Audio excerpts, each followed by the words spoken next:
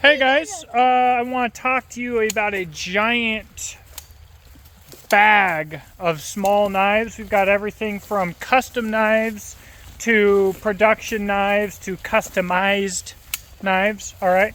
A lot of stuff that you can go buy off the shelf. Some of this stuff you can't go and buy off the shelf.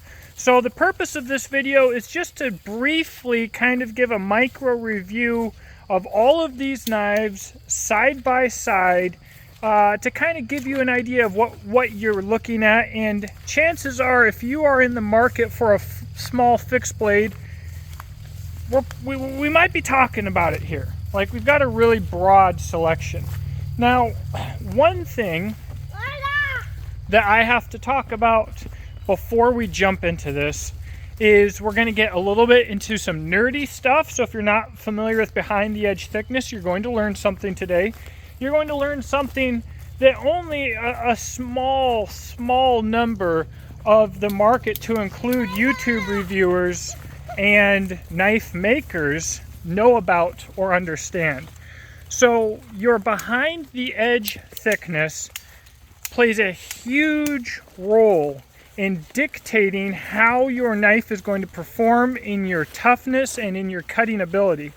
Dr. Laren Thomas, a PhD in metallurgy who does this for a living and who designed the most recent Mega Ultra Super Steel Magna Cut, even said himself that your edge geometry is more important than your steel choices. And he went and talked about that a little bit.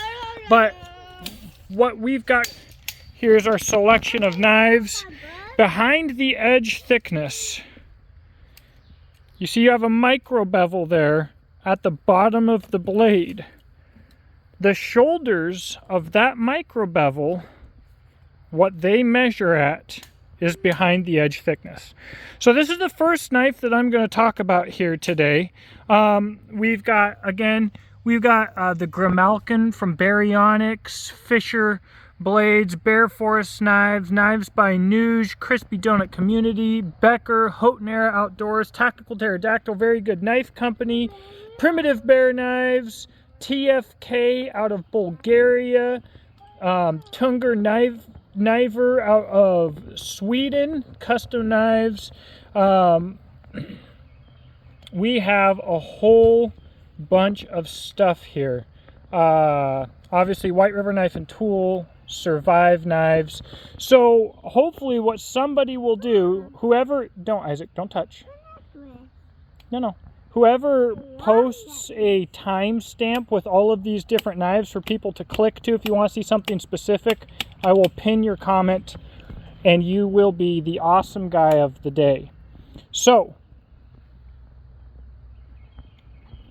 let's get started. Well, I already said I was going to start with this Creeley, the Creeley Mako and Bowler N360. This steel is similar to LC200N. It's a tough steel, not the highest edge holding, but it is, for all intents and purposes, corrosion proof. A true stainless steel, a very high-end and very cool option. The edge geometry, I generally don't like knives where near the pommel they're this narrow. However, the reason for that is when you have to use a lot of force when you're using a knife and you have a narrow end of the handle here, it can cause hand fatigue.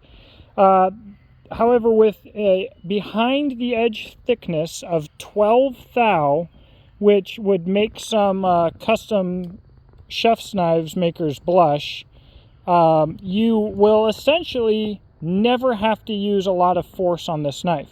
Now you'll notice I didn't have this stuck in the log this time like all of the others.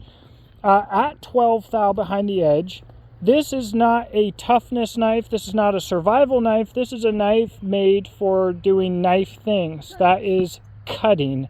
So I actually had it back there when I was going to film this video the first time, and unlike all the rest of these knives for the most part that felt stiff, buddy, I think you're touching poison ivy right now. Step away from that. This one would flex, you know, it would vibrate, it would rotate, it would move a little, not rotate, it would vibrate back and forth a little bit more, it'd move a lot more because it's so dang thin. And so that brings the point, like edge thickness. Jake, what is the best edge thickness? Well, if you want to beat on a knife, this is not a good edge thickness for you. At 12 thou behind the edge, this thing is not a hard use abuse knife. So there is good edge thickness for the intended use. There is no such thing as good edge thickness. I will say, generally speaking, I think what a good general use edge thickness for a knife of this size is between 15 and 20 thou. That doesn't mean that this is a bad edge thickness at all. It just means I'm going to be a little more careful with this knife, but I love using this knife. It came in this leather sheath. Now, I don't know if Creeley made this sheath. I felt like I knew the custom maker of the sheath, but I've forgotten who I thought it was. I probably should have reached out to him, but this is how it came from Creeley with an ulti clip set up for in the pocket carry, and it's just super, super nice. Stop it, Ben. 6 minutes in, and I'm just done with my first knife. So we're going to be here for a while, guys. Next up, this is the Grimalkin from Baryonyx. Baryonyx Knife Company. They mostly do really cool machetes and machete mods. I believe our edge thickness on this knife, this is all off the top of my head, we're not doing any edits here, by the way. So you're going to get what you're going to get. I think, don't be grabbing stuff. I think we were at about 20 thou behind the edge, which is fine. However, we are thinner on this knife in stock than most of the other knives. So this blade does glide through stuff. Very, very nice. 1095. It's not really a standard knife guy type knife. These handle scales, I believe they're polypropylene. They're a little bit on the expensive side, to be honest. This sheath, their sheaths are different now, so it's not part of it. It's very utilitarian, not exactly what I would call ideal. Guys, don't use your blasters like that. Go around and play, but don't get into trouble. And I'm going to keep an eye on you. Don't be playing with plants or pulling plants out because they might be poison ivy. And go look for bugs. Alright, this is one that has made some folks mad. This is the Beckwith Covert from Fisher Blades. And this knife is not my primary type of knife. So I'm not going to do crazy reviewing with this blade, at least not at first. I'm going to send this to some other YouTubers and people for them to review, and then when it's all said and done, I might do some tactically knife reviewing on it, and I might break it to show you guys what this thing can take. But what I will say is, so often with a quote-unquote tactical knife, I see a lot of aesthetically driven details like potentially a Tanto or potentially angles like this. But I was blown away with this knife. When I got it in hand, I could see that everything that they chose to do on this knife, they had a reason for. It all worked exceptionally, and it was outside of the industry norm, which means that people were testing this knife when they were designing it. They were going through things on this knife, and they decided to do what was right, not what was normal. And that's also very evident here in the sheath of this knife. These micro rivets on the Kydex are not industry standard. Stop, boys, stop. The clip is not removable. It's very deep carry for the pocket. It makes it so that you really need to draw this knife in a certain way for it to be effective. But it works. You've got a deep carry clip that works fantastically. You've got adjustable retention, a super small package in the pocket. ABL steel, behind the edge thickness at about 30 thousandths, I believe. So we're looking at a knife that is incredibly tough, and it is very, purpose driven. So if you're looking for a defensive or offensive concealable knife, this is a heck of an option. Now, this was a special limited run knife, and so if you really, really want it, I think you'll probably have to wait for the next batch, made in Montana in small batches. Super cool. All right, this is an absolute classic on this channel. This is the SECR 2.5. And this exact knife was my first SC. You can see the edge has been highly modified, so currently this edge is sitting, I think, at about 25 thou, although it is a higher edge than most of these others, so at 25 thou you have an effective behind the edge thickness that is lower. You'll notice my tip is all gooey and gummy here. The Kydex, which I absolutely love, I believe has something stuck down in it. This is a Yellow Hawk custom Kydex made by Doug Wilson. Absolutely top of the line. I have crazy miles on this setup, but I believe Doug usually does a drain hole, and we don't have a drain hole on this one. So something's in there. I even at one point sent this knife back to Doug. It hasn't ever come out, and we always have corrosion there because there's a little piece of filth up in there that just holds moisture and destroys the edge of the knife. But it's 1095, and it is very small, very compact, and very, very practical, especially in an amazing sheath like this one with a ferro rod attached. Just as cool as it gets. And I do think that Doug now always does a drain hole there, so you won't have that issue. It's a very old sheath, by the way. Retention is still amazing. All right. About as factory regular guy as it gets with the knife, we have the Becker BK14 in 1095 Crovan, which is actually 170-6 Sheridan. Classic American steel. And we have an edge thickness of about 25 thou on this little guy. And I believe we would be right at 20 thou if you strip the coating off the blade, which I think will often be done. This is a collaboration, obviously, with Essie. You have the Essie Azula handle, the Becker BK14, I think, blade. It's a great little knife. But I will say, in my opinion, you get more blade for the size of the handle than you do on the Azula.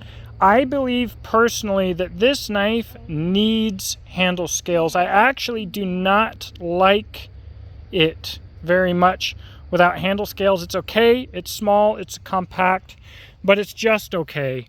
It's a whole different knife. Did you find a worm? With scales. The sheath is kind of big and bulky for the fact that it is a skeletonized knife, so you don't actually even really get the benefit of having a skeletonized knife if you're using the factory sheath. You got daddy long legs, huh?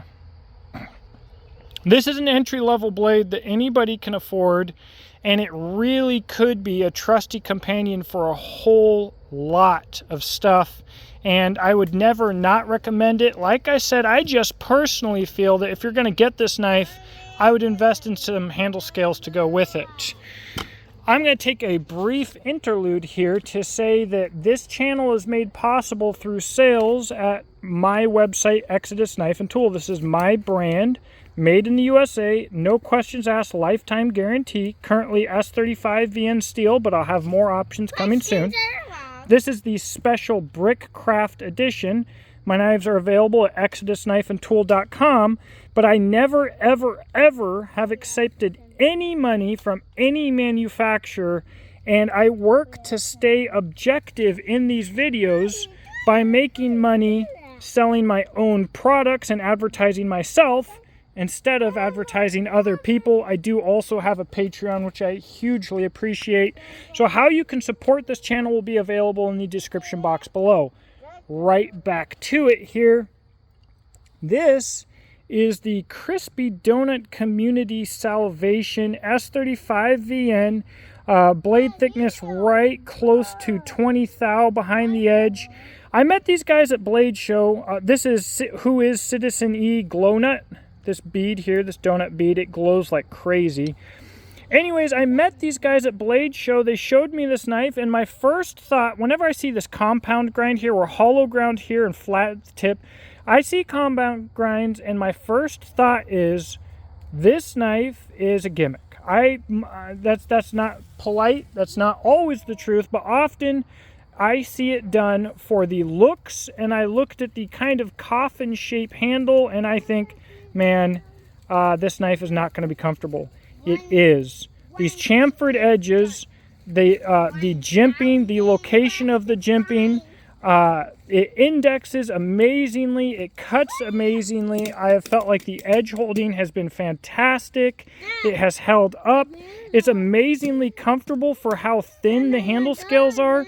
Some work went into this knife. Now, I will say I don't like square jimping. Square edges are stress risers. If it's going to break, I almost guarantee it would break within one of these first 3 pieces of jimping here. Although, actually, it could be up here at the grind, too. Hey, you two are going to calm down and stop. Give him that blaster, Ben. That's mine. You gave it to him to play with before we came out here. It's easier for him. So I would change that to round jimping. However, this is not the size of knife that you go out and absolutely wail on. So I think, honestly, it's less of a problem. It does also come with a good Kydex sheath. This isn't an amazing Kydex sheath like Yellow Hawk Custom Kydex could be, or Black Bear Custom Kydex. It isn't a beautiful sheath. However, it's absolutely a functional sheath. So it's one that I don't think many people would replace, because it just works good. Good retention, goes in well, comes out well. Overall, the Crispy Donut community's salvation is a blade that I thought might be a little too heavy on the donut and on the aesthetics, but in reality is absolutely a fantastic little option. All right, next up, the purple knife. Moleskine by Knives by Nuge. Purple, so I call it the purple knife. It is purple, and you can call it the purple knife. This knife is a defensive design, and it really locks into the hand well. 80 CRV2, a fairly low grind for the primary grind there, with a somewhat thick edge. I believe our behind the edge thickness is about 35 thou here. And what that means is this knife's not gonna break. You're not gonna break this knife. 80 CRV2 is incredibly tough. It takes an edge really, really well. This is a duty designed knife. And if you need to do some defensive stuff or some wild stuff that is not ideal for a typical knife, this knife is going to be one that you can do it with, and you're not going to be sitting there second guessing or thinking about your knife. Now, I'm often very much against thick edges. Whether or not a thick edge has a lot to works well or not has a lot to do with leverage, and typically a small knife has less leverage, therefore a thinner edge works better. A thicker edge requires more leverage. If you have less leverage, you have to use more force. You can get good force behind this knife because of this big, long handle.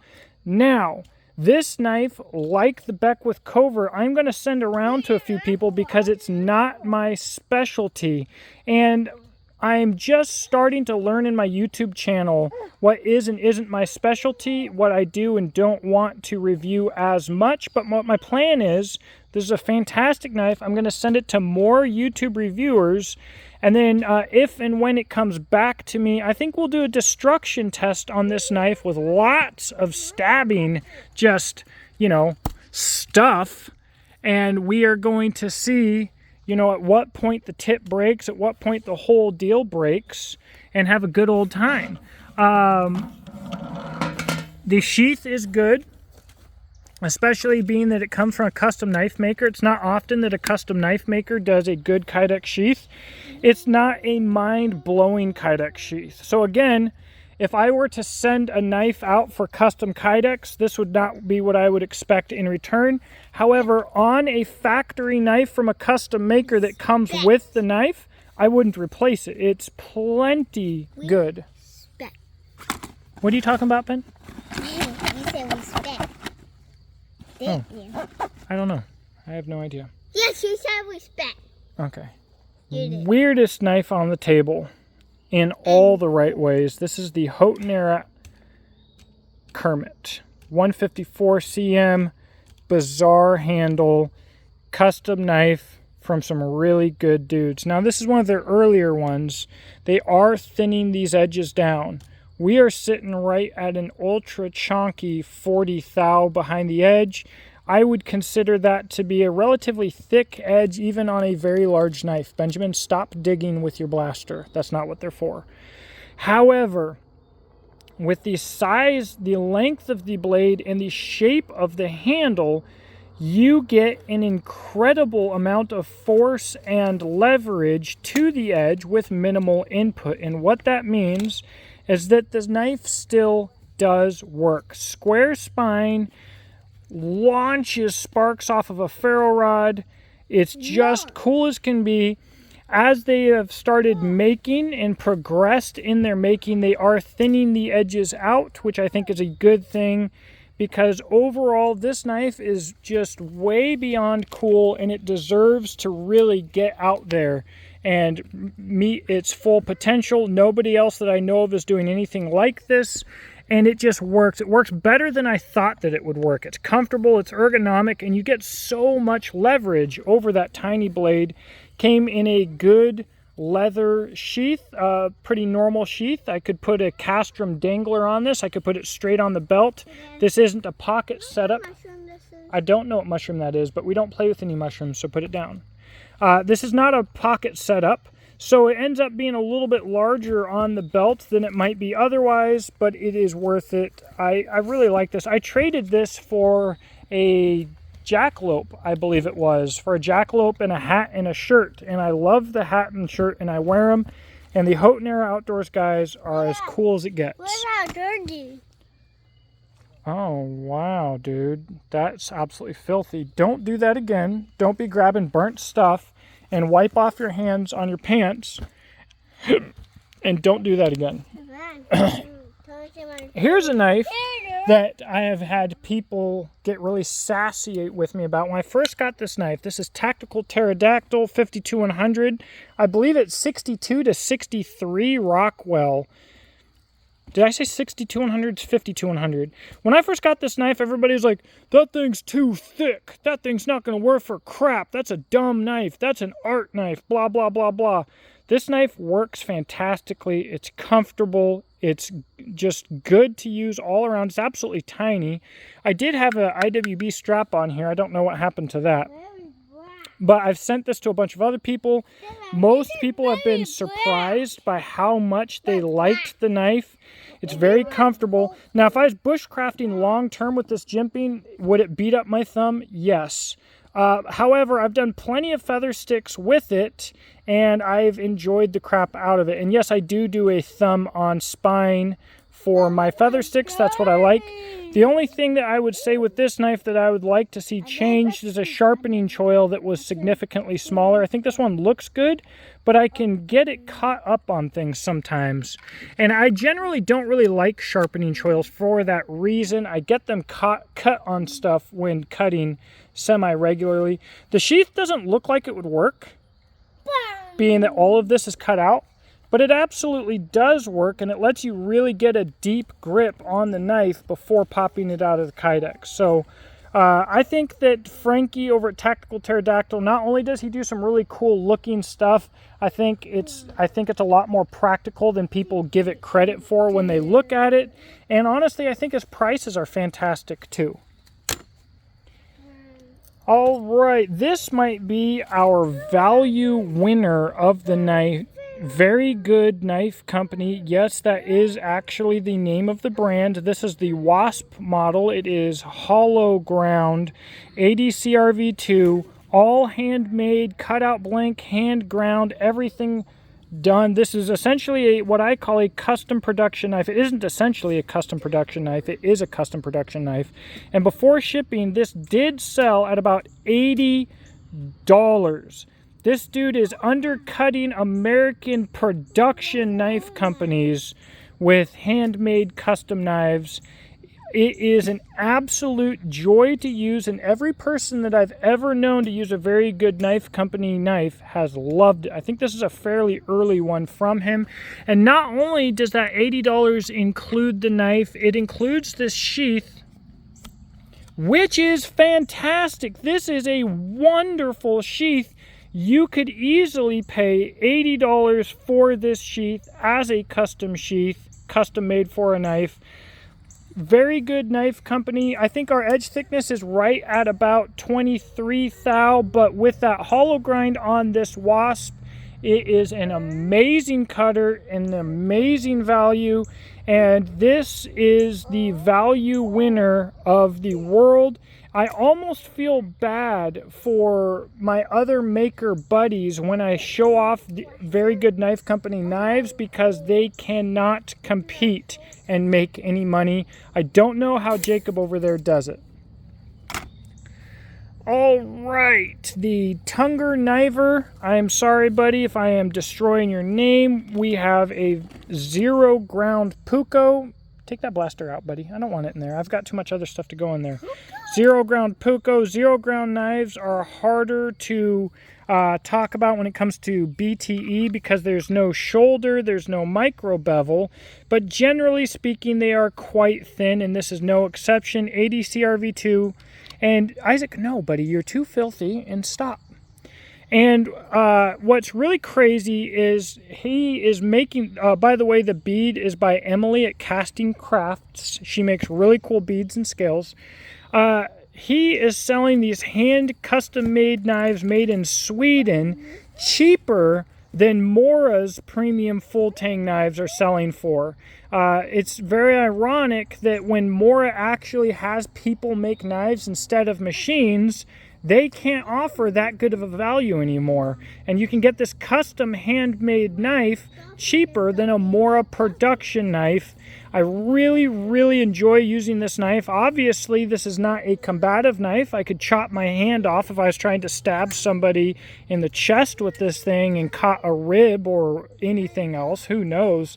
But that's not the purpose.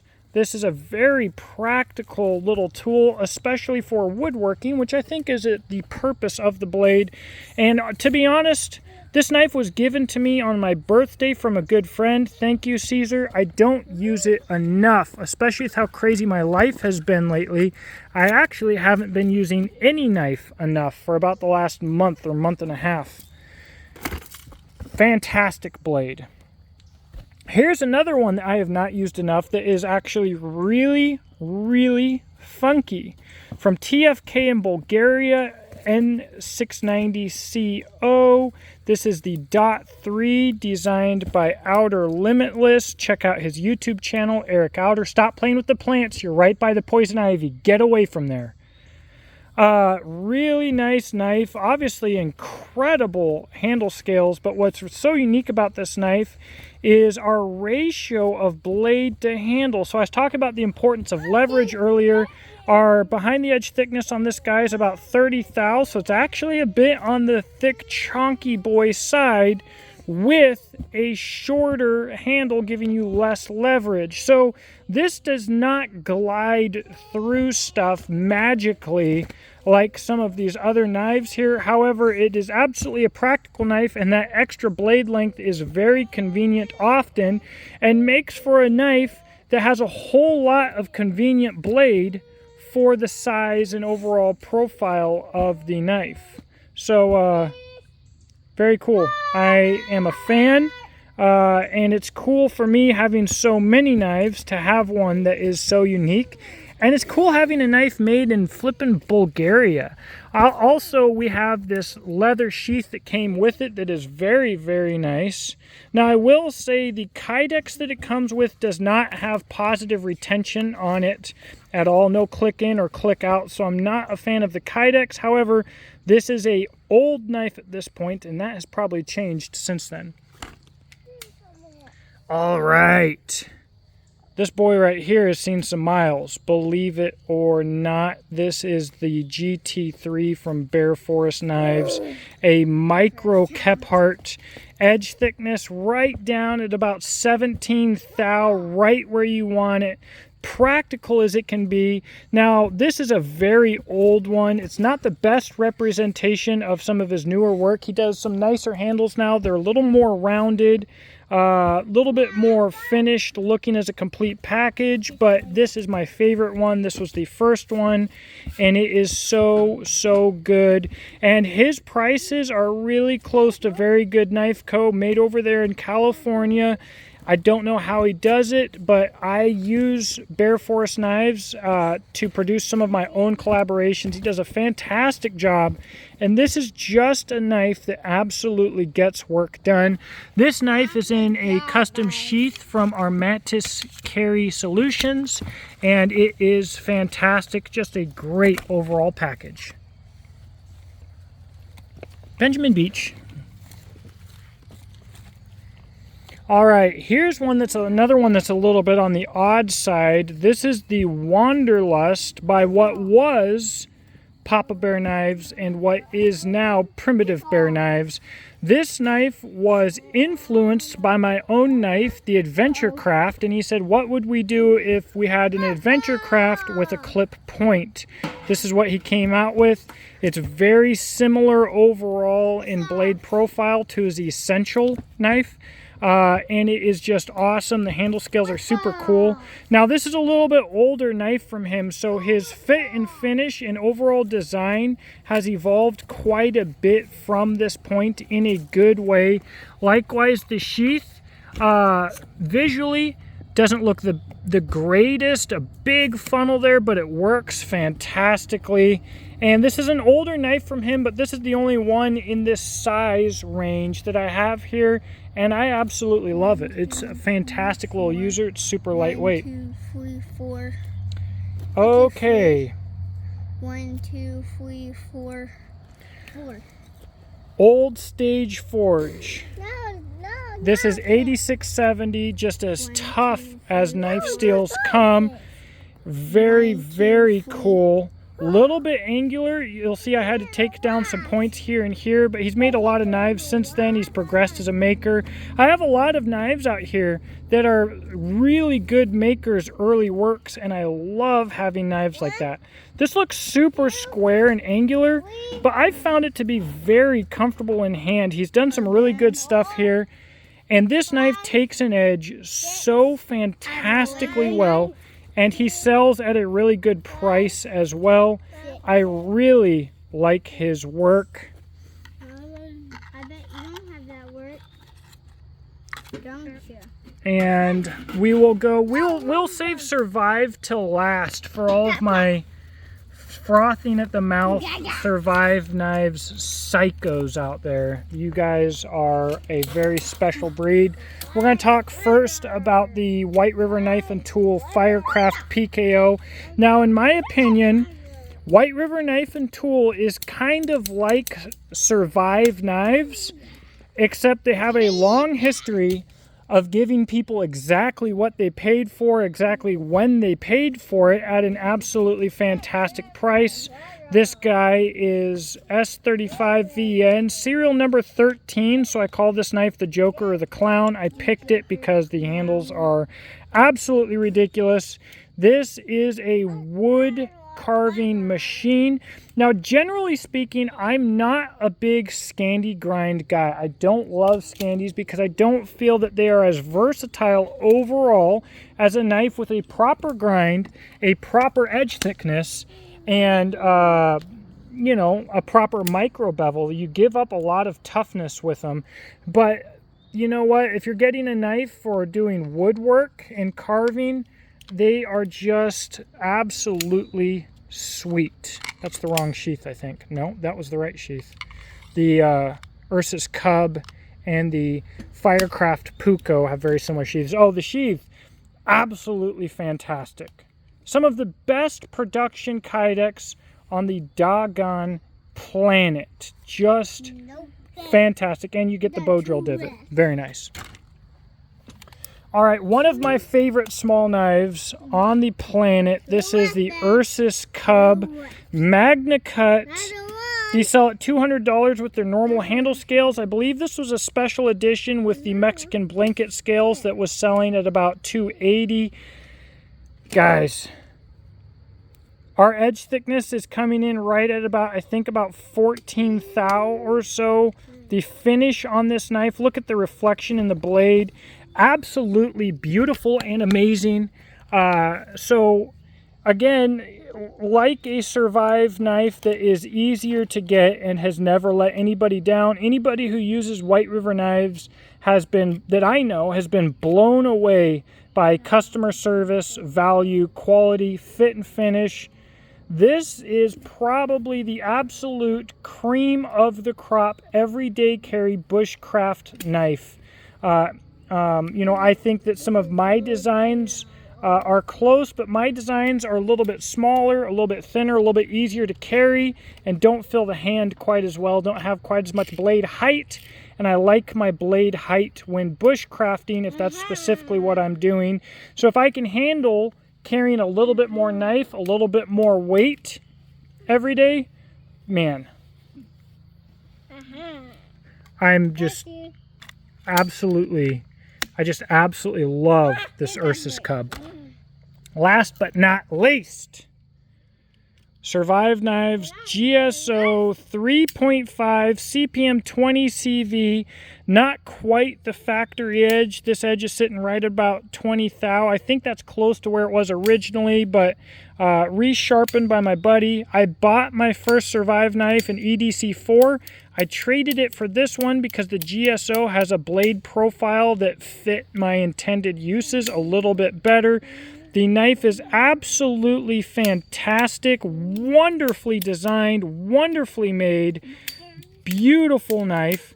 However, you can't just go and buy one.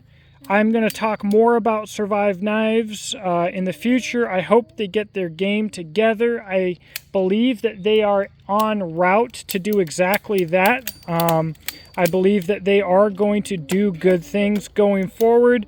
They have a very difficult past, and it's hard to rant on them yet as much as I would if we didn't have some of those negatives. Now, this Kydex sheath, again, absolutely fantastic.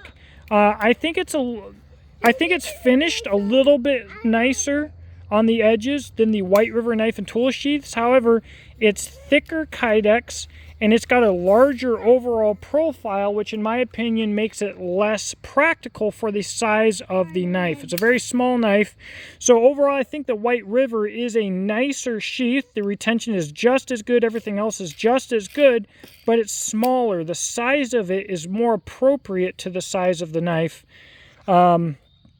Survive Knives is a brand who I will likely either in the future love or hate, and it seems to me like that is a fairly common belief with these knives. If you want, you can check out my other videos on Survive Knives. They might be, in my opinion, they're some of the most objective videos on YouTube, because it seems like everybody else who does videos is massively biased either for or against the brand. Is very polarizing, and for good reason.